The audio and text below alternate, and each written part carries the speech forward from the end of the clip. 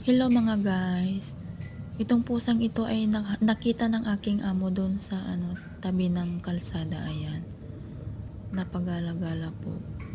Kasi ganyan po yung kanyang isang kamay, paralisado po. Kaya naawa po yung aking amo. Ayan. Kinuha po niya ang pusa na ito. At ngayon ay aking inaalagaan. Ayan po. Ayan. Kasi iisa lang yung kamay niya. Kaya patalon-talon po siyang tumatakbo. Ayan.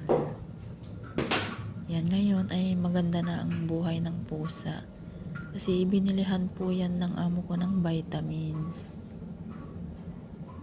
Ayan. Yan po yung pagkain niya. Yan lang po. Thank you for watching.